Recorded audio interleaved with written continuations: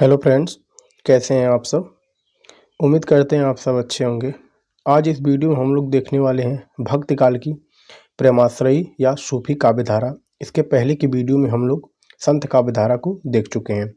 तो इस वीडियो में हम लोग प्रेमाश्रयी या सूफी काव्यधारा की बारे में देखेंगे।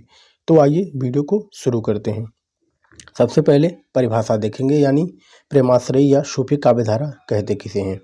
भक्ति काल में जिन कवियों ने प्रेम को ही ईश्वर प्राप्ति का एकमात्र साधन मानकर उनकी उपासना में काव्य रचना की, उनके द्वारा रचित काव्य को ही आचार्य रामचंद्र शुक्ल ने प्रेमाश्रयी एवं रामकुमार वर्मा ने सूफी काव्यधारा कहा। देखिए, यहाँ से दो प्रश्न बन सकता है कि यानी रामचंद्र शुक्ल ने क्या कहा, प्रेमाश्रयी, और रामकुमार वर्मा ने क्या कहा, सूफी काव्य धारा कहा। आप लोग ये बात याद रखेंगे कि जिन भक्त कवियों ने प्रेम को ही ईश्वर प्राप्ति का एकमात्र साधन मानकर उनकी उपासना में काव्य रचना की, उनके द्वारा रचित काव्य को ही आचार्य रामचंद्र शुक्ल ने प्रेमाश्रयी एवं रामकुमार वर्मा ने सूफी काव्य धारा कहा। अब हम लोग आगे दूसरा पॉइंट देखेंगे कि इस काव्य धारा के अधिकांश कवि सूफी मत से संबंधित थे, यानी जो इस काव्यधारा के जो अधिकांश कवि थे वे सूफी मत से संबंधित थे। अब हम लोग आगे देखेंगे। अगला पॉइंट इसमें है कि सूफी मत के संबंध में विद्वानों के कथन, यानी जो सूफी मत है उसके संबंध में विद्वानों ने क्या कहा। तो आइए सबसे पहली परिभाषा या मत देखते हैं।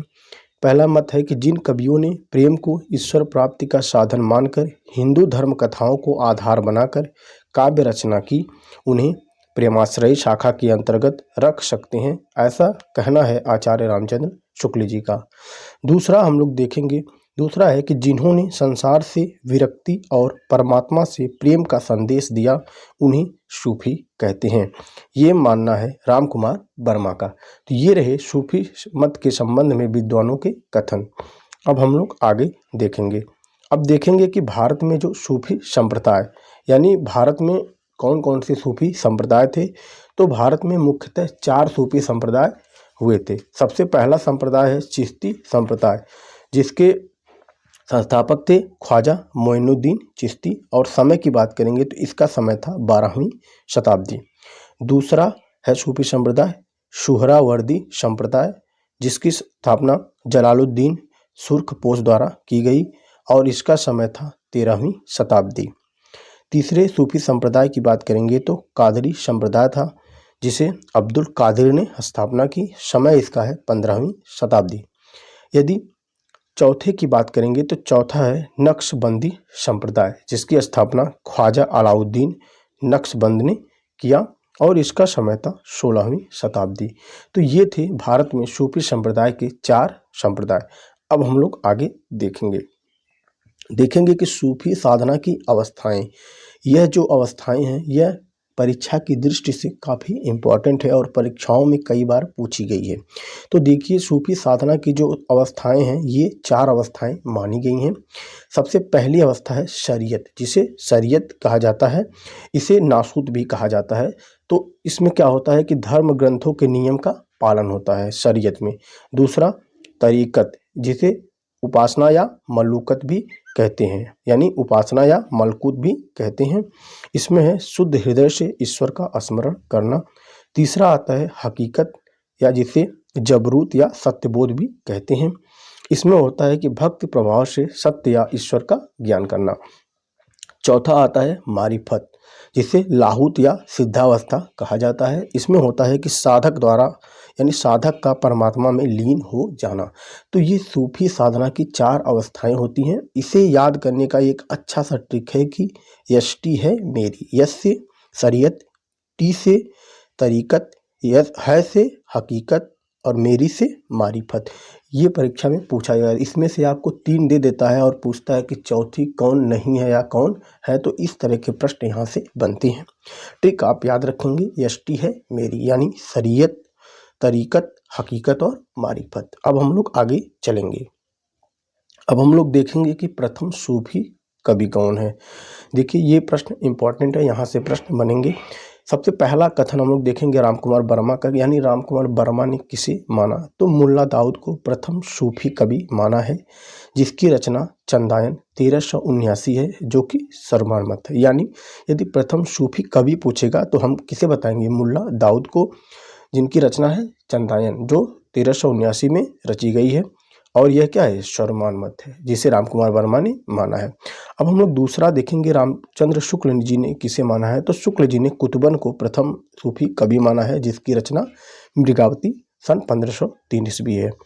तीसरा हम लोग देखेंगे हजारी प्रसाद द्विवेदी ने किसे माना है, तो हजारी प्रसाद द्विवेदी ने ईश्वर दास को माना है, जिनकी रचना है सत्यवती कथा, जो कि 1501 में है। चौथा पॉइंट इसमें है कि नगेंद्र एवं गणपति चंद्र गुप्त ने किसे माना है, तो इन्होंने आसायत को माना है, जिसकी रचना है हंसावली, जो कि 1370 ईस्वी में है। तो ये प्रथम सूफी कवि के बारे में 4 पॉइंट हैं, काफ़ी इंपॉर्टेंट हैं। अब हम लोग आगे देखेंगे। अब देखिए सूफी काव्यधारा की विशेषताएं या प्रवृत्तियां, यहाँ से प्रश्न बने हैं, हमेशा बनते हैं। आपको 2-3 विशेषताएं देगा, पूछेगा कौन सी विशेषता नहीं है, तो जब आपको विशेषताएं याद रहेंगी तो ये सारी बातें आप बना लेंगे। तो इसमें हम लोग कम से कम महत्वपूर्ण 15-16 विशेषताएं देखेंगे। आइए शुरू करते हैं। सबसे पहली विशेषता ये है कि नायिका प्रधान महाकाव्यों की रचना हुई। आप जानते हैं कि इसमें जो भी रचनाएं हुई उसमें सबसे ज़्यादा नायिकाएं प्रधान थी, जैसे मधुमालती, मृगावती, चंदायन, हंसावली। देखेंगे आप जो भी रचना है ये सब नायिकाओं के नाम पर ही रखी गई हैं, तो इसमें नायिका प्रधान महाकाव्यों की रचना हुई है। दूसरा पॉइंट है कि नारी के रूप और सौंदर्य का चित्रण है, और जो इसमें नायिकाएं हैं उनके रूप और सौंदर्य का भी बढ़ा चढ़ाकर चित्रण किया गया है।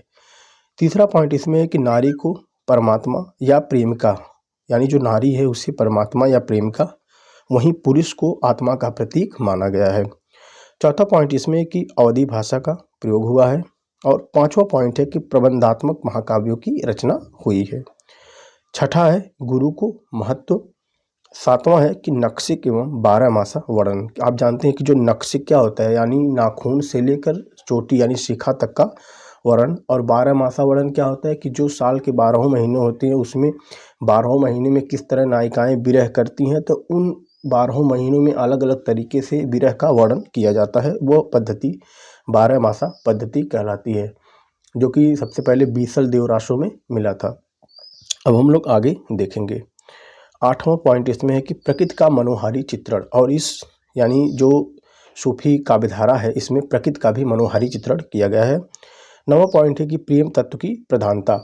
10वां पॉइंट है कि तत्कालीन लोक संस्कृति का चित्रण है। 8वां और जो 11वां पॉइंट है कि खंडन मंडन की प्रवृत्ति का अभाव है, खंडन मंडन की प्रवृत्ति का इसमें अभाव है। 12वां पॉइंट है कि भावनात्मक रहस्यवाद की प्रधानता एवं कहीं कहीं साधनात्मक रहस्यवाद भी है। यानी भावनात्मक रहस्यवाद क्या है, यानी प्रेम के माध्यम से ईश्वर को प्राप्त करना, जो कि सूफियों में पाया जाता है, और इस मानी सूफी काव्यधारा में कहीं कहीं साधनात्मक रहस्यवाद भी है, यानी योग साधना के माध्यम से ईश्वर को प्राप्त करना। 13वां पॉइंट है कि इस काव्यधारा के अधिकांश कवि मुस्लिम हैं, किंतु उन्होंने अपनी रचनाओं के लिए हिंदू प्रेम कथाओं को आधार बनाया है। आप जानते हैं कि जो इसके प्रतिनिधि कवि हैं मलिक मोहम्मद जायसी, वो भी क्या है, मुस्लिम है। अब हम लोग आगे देखेंगे। 14वां, नायिका के नाम के साथ वती प्रत्यय जुड़ा होता है, जैसे पद्मावती, मृगावती, कनकावती आदि। और अब हम एक विशेष तथ्य देखेंगे। विशेष तथ्य क्या है कि भारत में सूफी मत का आगमन 12वीं शताब्दी में हुआ, किंतु काव्यधारा का प्रवर्तन 14वीं शताब्दी में हुआ। तो ये काफ़ी इंपॉर्टेंट पॉइंट था कि भारत में सूफी मत का आगमन 12वीं शताब्दी में ही हो चुका था, किंतु यदि काव्यधारा का प्रवर्तन की बात करेंगे तो वह 14वीं शताब्दी में हुआ। तो उम्मीद करते हैं यह सूफी काव्यधारा आपको समझ में आई है। अब इसके बाद हम लोग जो सूफी काव्यधारा के प्रमुख कवि हैं जैसे मलिक मोहम्मद जायसी को देखेंगे, फिर जो और रचनाएं हैं जैसे मधुमालती है, मृगावती, कुतुबन, जो कुतुबन की रचना है, और हंसावली, चित्रावली, चंदायन, इन सब रचनाओं के बारे में हम लोग डिटेल में अगली वीडियो में देखेंगे।